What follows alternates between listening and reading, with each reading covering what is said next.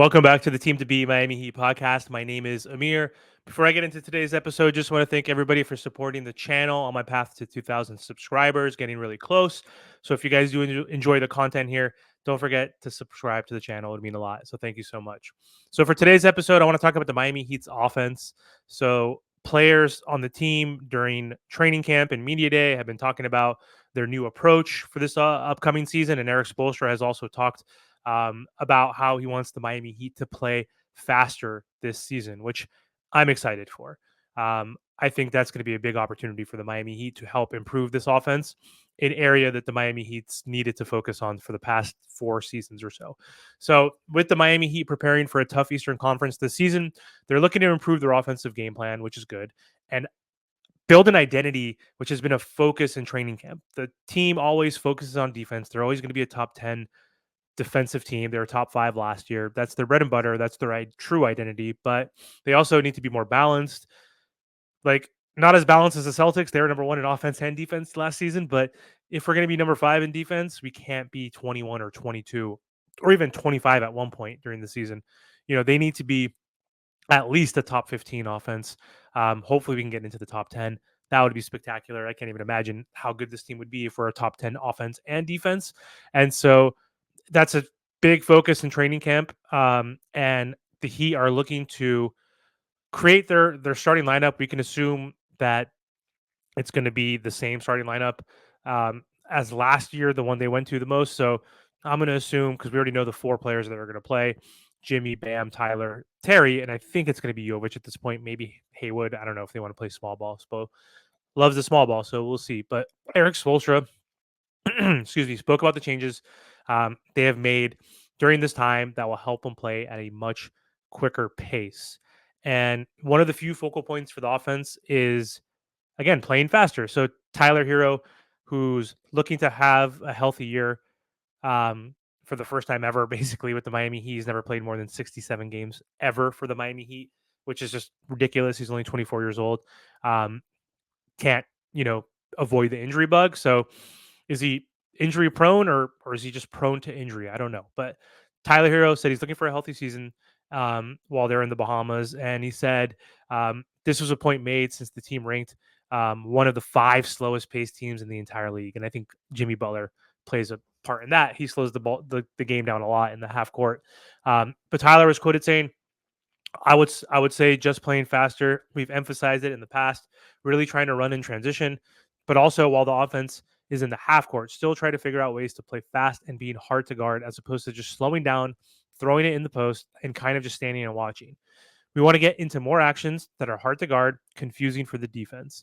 Playing faster, especially in transition, could lead to a more efficient offense for Miami as they look to pair a top 5 defense like they had last season with the same ranking on the other side of the ball. The same sentiments were echoed by star Jimmy Butler, which is interesting, as well as obviously Eric Spoelstra. So Spo said he's always talking about being a top 5 defense and a top 5 offense. Butler said that's the formula we need for success. So I was saying just top 10 in both. And so Spo is good. He wants us to be top 5 in both, which would be, again, huge for the Miami Heat. If they're top 5 in both, that means the Miami Heat are a top 3 seed easily in the NBA. So Eric Spoelstra spoke about also needing to innovate the offense. There's not going to be crazy major changes because the Miami Heat last season, they think one of the reasons why they struggled last year is because of injuries. You had Bam missing 11 games. Jimmy missed like 25. Terry, who came in late, missed like the last 14 games of the season. Haywood Highsmith, Caleb Martin, you name it, like every single player. Tyler Hero missed 40 something games. So basically, Spo saying everybody has to get to work. The coaching staff has to get to work. And he basically said defense is something we're always going to focus on, but offense is an area we need to improve.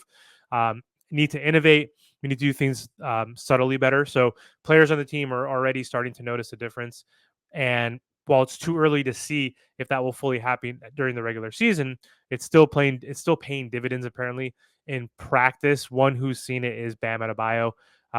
Basically, he's saying it's more generated to make everybody feel involved, and that's without it being stagnant, which is great because you don't want Jimmy just pounding the ball in the post. And like Tyler said, everybody's just standing around waiting for the ball. I think when we had Max Struess and Gabe Vincent and we had Duncan Robinson, obviously in there, there's a lot of DHO, there's a lot of flare screens and a lot of ball movement, which is great. Um, Tyler needs to work better off ball because he's an on ball player. So is Terry Rozier. Like most of these players need the ball in their hands. So one of the best off ball players that we have is off the bench is Jaime Hawkins Jr. So like he's not going to stand around if we're playing through the paint, which is a good thing. But either way, Bam was saying that it's the flow of the offense has been good through the first 24-second shot clock. It's not just the first 12 seconds; it's the full shot clock. Like they want to be aware and they want to obviously get up some sets where they are shooting earlier in the shot clock, quicker to catch their opponents off guard. Um, so that's a good thing in my opinion. But besides playing faster, the team said they were paying attention to the shots that they're working on, and changed up the scoring metrics to prioritize one over the other. So I think the goal is to shoot more threes, also get to the rim. They want more layups and dunks. Um, Miami Heat, are one of the teams that shoot the most mid-range shots, and right now that's not the best formula. Right now, where almost every single team is focusing on getting to the rim and shooting threes. So Miami, one of the worst teams at finishing at the rim compared to other teams, and then also again one of the mid teams, like 15th or 16th in terms of 3-point attempts and makes.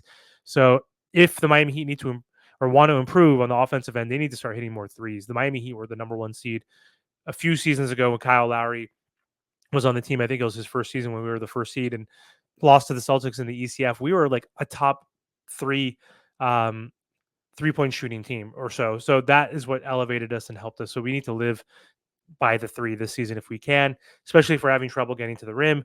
Can't settle for those mid-range shots. We need Bam to improve on that end, which he said he will. We need Jimmy to continue to improve. He shot 40 something percent, which is career high. We need Terry and Tyler to be efficient. We need them to be high volume and efficient, which is great if possible. And then Duncan Robinson coming off the bench. We need him to have a good year. He had a good year, but we need him to get back into the 40s. Like we really need that. And Jaime Jaquez, he needs to step it up. So he was shooting like in the low 30s. He said he's been working on that. So if he can improve in that area, then we'll be good. So anyway, that's all I have for today's episode. Let me know what you guys think in the comments. And again, don't forget to subscribe.